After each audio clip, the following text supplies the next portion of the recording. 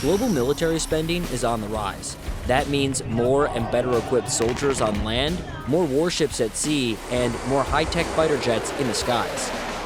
In 2018, worldwide military spending hit $1.8 trillion. It has reached the highest point since us at SIPRI has started compiling world data over the last 30-something years. So, what does all this mean? Does more military spending make the world safer, or is it a warning of conflict to come?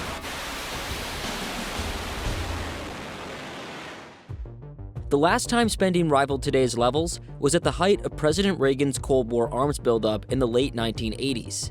But the sudden collapse of the Soviet Union in 1991 changed the game. Military spending soon plummeted, large-scale military conflicts virtually disappeared, for the most part at least, and the global economy boomed. By 1998, global spending hit its lowest point since the Cold War. But then, there is a major incident in Lower Manhattan. Apparently, a plane has crashed into one of the upper floors of the World Trade Center. The September 11th attacks in 2001 prompted a massive U.S. military mobilization for President Bush's war on terror. Our enemy is a radical network of terrorists and every government that supports them.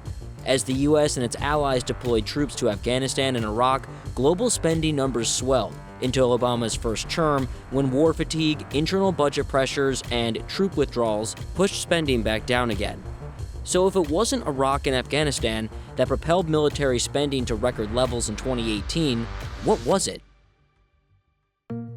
During all of this, a tectonic geopolitical shift was taking place in East Asia, the rise of China. In 1990, the US, the Soviet Union, then Germany, France, the UK, and so on made up the top 10 military spenders. But fast forward to 2018, and those top spenders have drastically changed. China has jumped from a share of just 2% to 14%, the second largest behind the US. The country's explosive economic growth allowed it to increase spending for 24 straight years, culminating in a 2018 budget of $250 billion. So where's all that money going? To modernize China's People's Liberation Army. President Xi Jinping hopes to fully modernize the military by 2035 and complete training into a world-class force by 2049. They want to assert themselves as a regional superpower, but also as a world superpower competing with US on a military basis. Progress has been swift. Since just 2011, China has gone from having 0 commissioned aircraft carriers to 2 in operation and a 3rd under construction. The US, in comparison, has 11 much more massive and highly advanced carriers.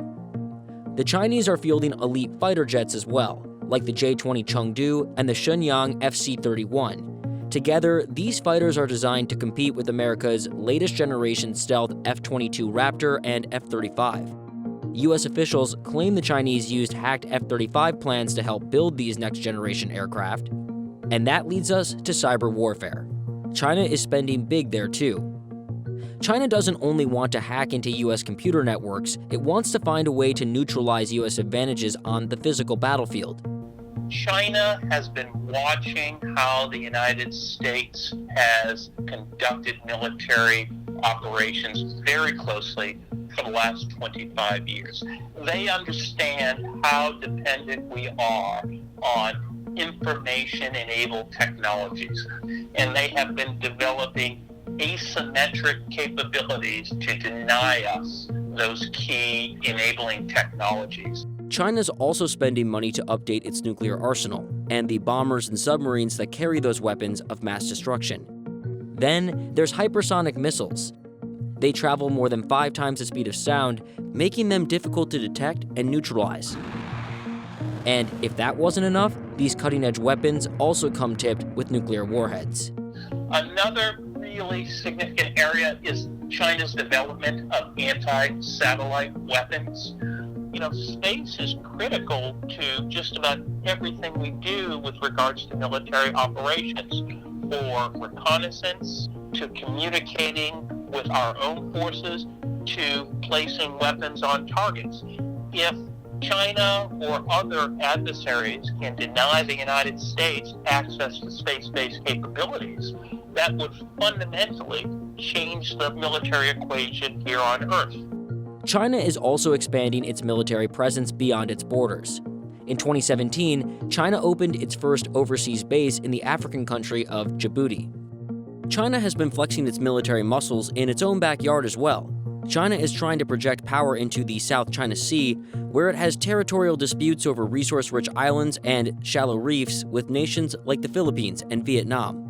China has begun unilaterally asserting claims over these islands, turning several into full-scale military installations and demanding vessels recognize Chinese authority in surrounding waters.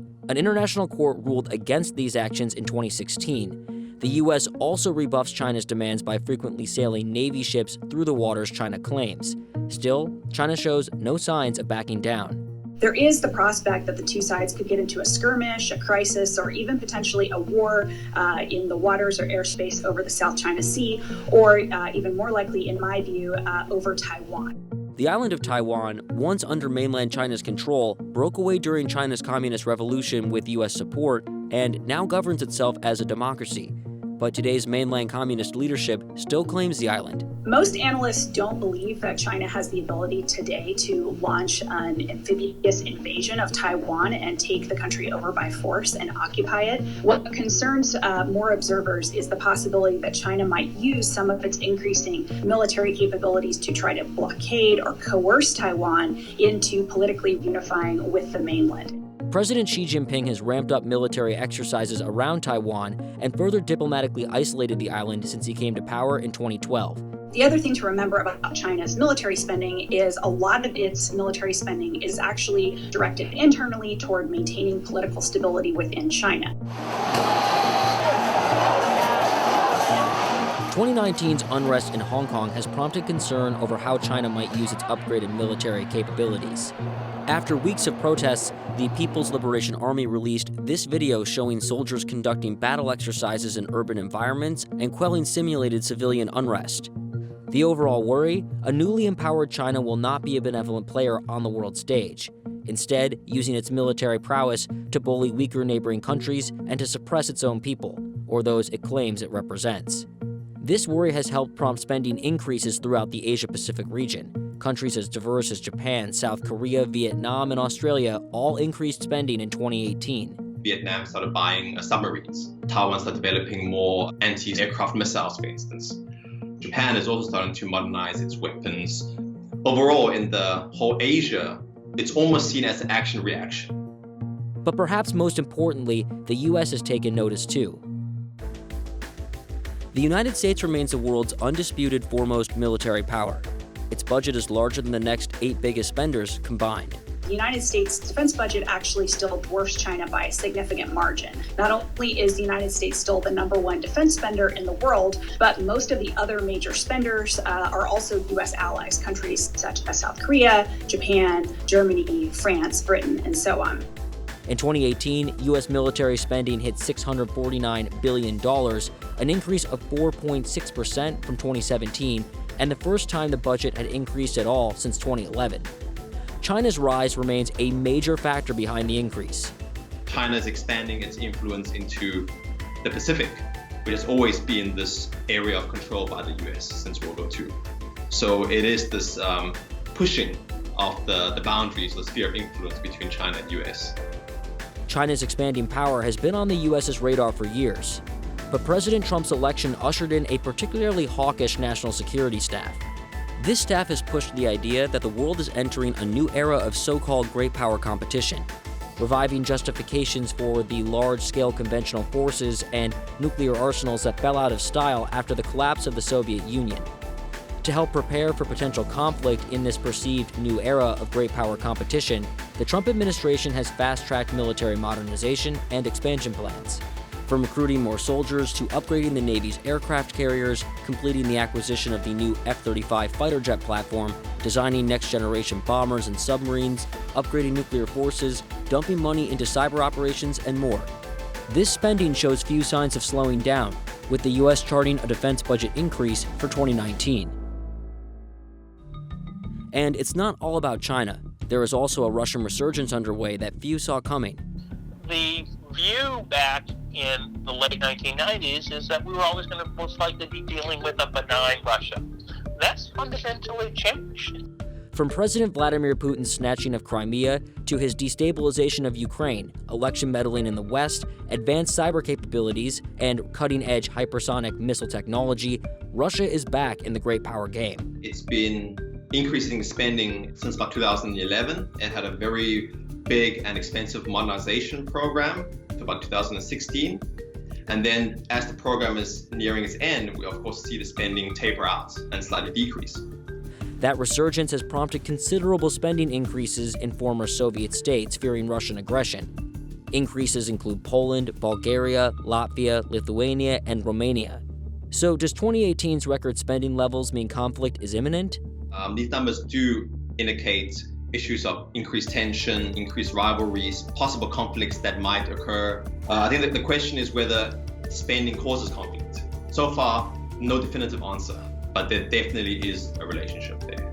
Global military spending by itself is not necessarily the problem. Rather, the spending reflects how countries are seeing their interests and their beliefs that they are in competition with other great powers and that they have to prepare for the possibility of conflict.